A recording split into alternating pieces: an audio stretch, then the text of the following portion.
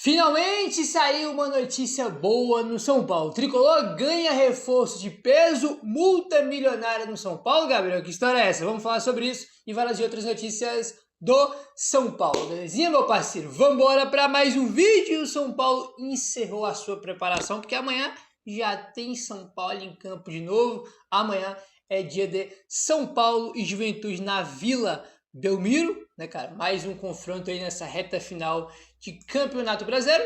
Vamos ver se amanhã o São Paulo volta a vencer, porque tem um tempinho que não ganha, né? Empatou com o Flamengo, perdeu o Bragantino e essa última derrota triste aí que foi para o Corinthians, né? Então tem que voltar a vencer e amanhã é uma boa oportunidade para isso. Não que vai ser um jogo fácil, né? Porque o São Paulo tá tão mal em todos os aspectos que a gente imagina que não deva ser um jogo fácil, né? Em condições normais, seria, mas não é, né?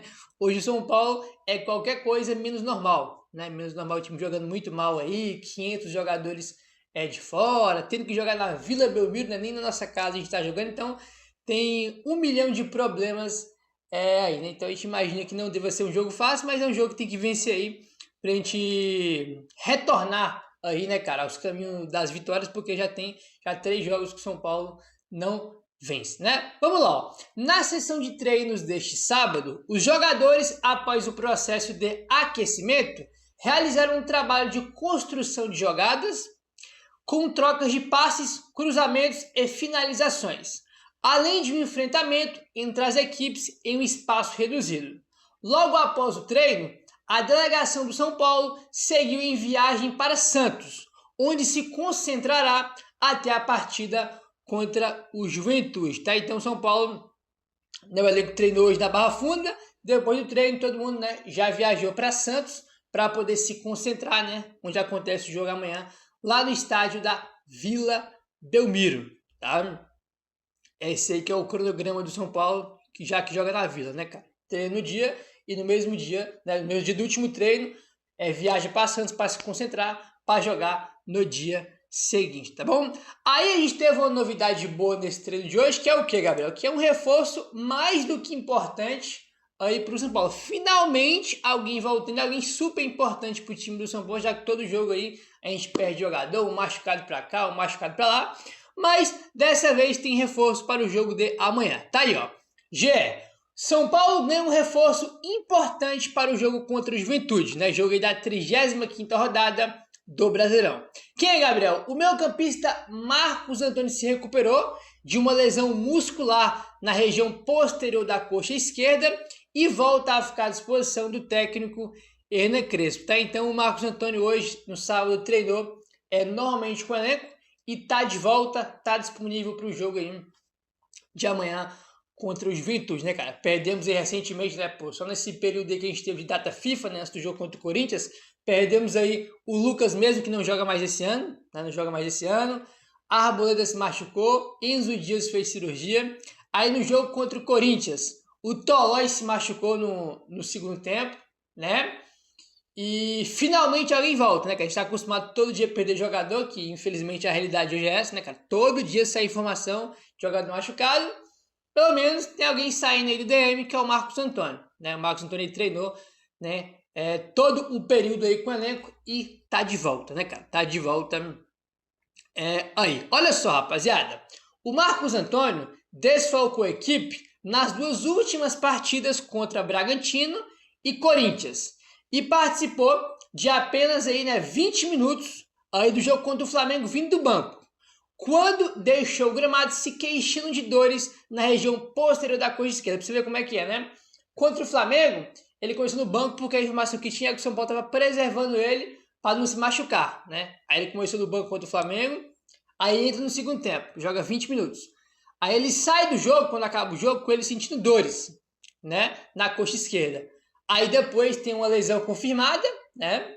E ele fica fora contra o Bragantino, fica de fora contra o Corinthians e retorna amanhã contra o Juventude, né? Então, ele já vem sendo desfalque em São Paulo nos últimos 2 jogos aí. Nessa temporada, foram 23 jogos com o Marcos Antônio fora da equipe por lesão, suspensão ou por opção da comissão técnica.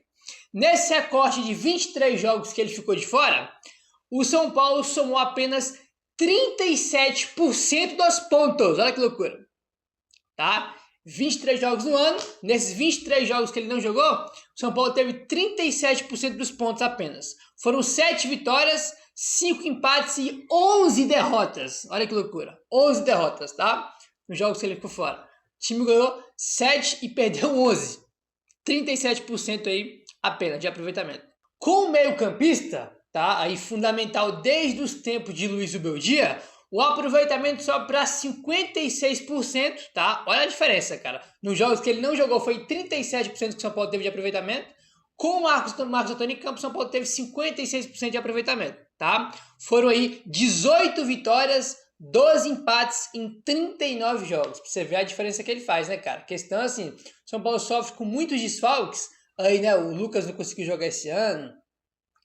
O Oscar não tem centroavante, né? Não tem lateral esquerda agora. Tipo assim, vários setores do campo que tem jogadores que fazem falta, né?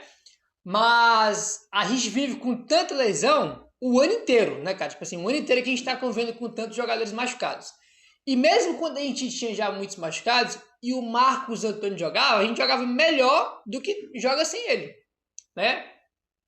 Entendeu? Então, tipo assim, ele faz uma falta bem grande mesmo nesse mundo aí que a gente já tem bastante desfalque, né, cara? Ele é um jogador bem importante aí e finalmente ele volta aí para reforçar o time para o jogo de amanhã contra a equipe do Juventude, né, cara? Torcer para ele voltar bem. E já que tem um tempinho que ele não joga, né, cara? Teve data FIFA, né? E não jogou contra o Corinthians e nem contra o Bragantino, né? Enfim, notícia boa, Marcos Antônio tá de volta pro jogo de amanhã contra o Juventude. Ótima notícia. Então, enfim, comentamos de manhã com vocês aí, né, rapaziada, sobre a questão dos pênaltis no São Paulo, porque o São Paulo nos últimos 3 jogos cometeu pênaltis em todos eles, né? Contra o Flamengo, contra o Bragantino e por último agora contra o Corinthians, aquele pênalti bizonho do Ferreira, né, cara? Pênalti que não tem pé nem cabeça ele fazer o que ele fez. Pênalti completo. O famoso pênalti burro, para falar um português claro. Né? Um pênalti burro que o Ferreirinha fez.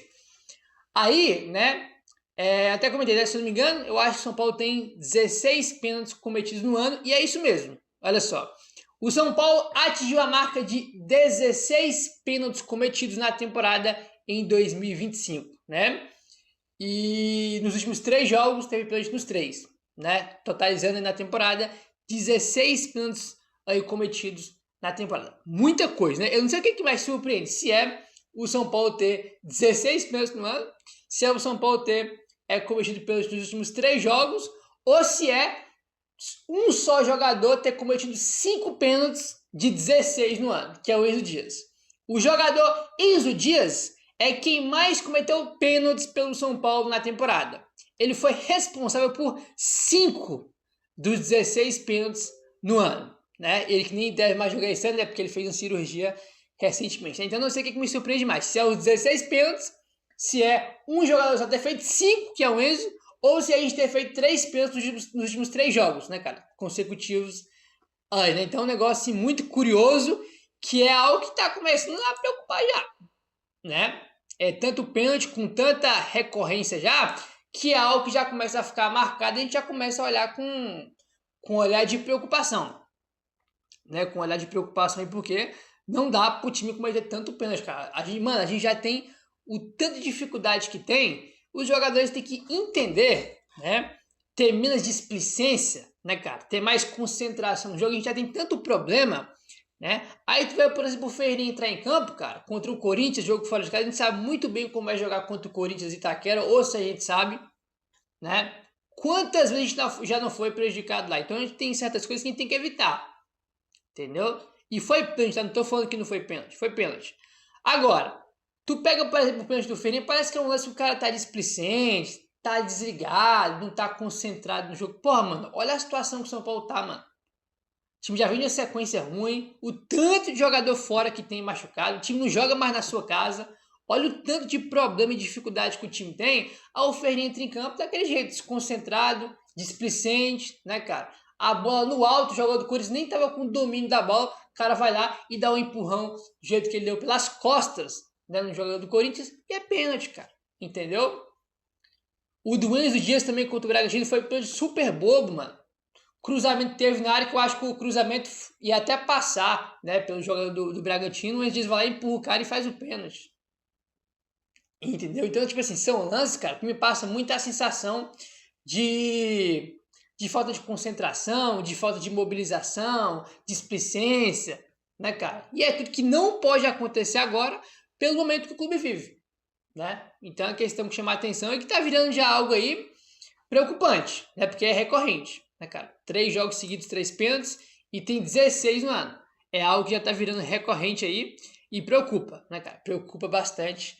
Aí, cara, 16 pênaltis, 5 foi só 12 dias. Muito maluco isso, né, mano? Tipo assim, 5, né, de 16, só um jogador fez, né, de pênalti que foi 11 dias. 5 pênaltis, muito doido isso. Realmente, algo muito doido aí, né? Enfim. Bom, vamos seguindo agora. Amanhã tem um jogo do São Paulo contra o Juventude.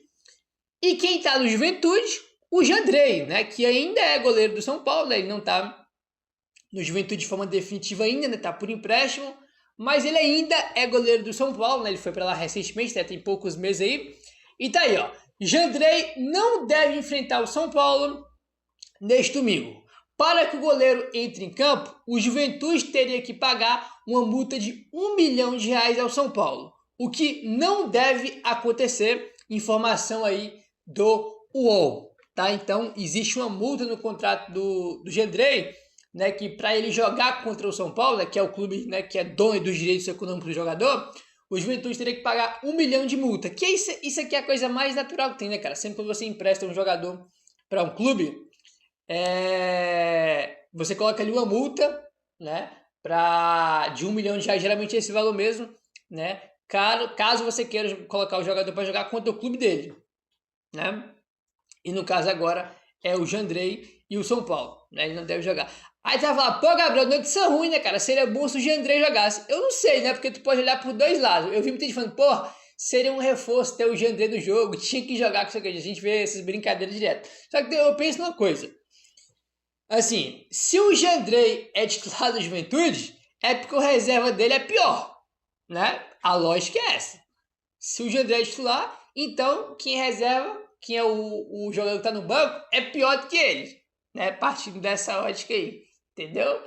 Enfim, então tá aí, o Jandrei não deve jogar contra o São Paulo amanhã, porque o Juventude não deve pagar aí a multa de R$1 milhão, né, cara? Assim, se for olhar pela questão do Juventude, né, pô, brigando para não cair, né, pela receita que o time tem, realmente R$1 milhão é muita grana, né? Então até acho que faz sentido aí realmente o Juventude não pagar, né, essa multa aí de R$1 milhão pro Jandrei jogar, né? Enfim, o jogo é amanhã, domingo, né? Até sábado à tarde, informação que tem aqui não deve acontecer, né? A não ser que aconteça uma reviravolta muito grande aí, coisa que também não deve aí rolar, né? Enfim. Bom, a gente já tem aí o Arboleda fora que se machucou, né? Acabamos de comentar sobre os jogadores do São Paulo que se machucaram aí no período de data FIFA. O Arboleda foi um deles.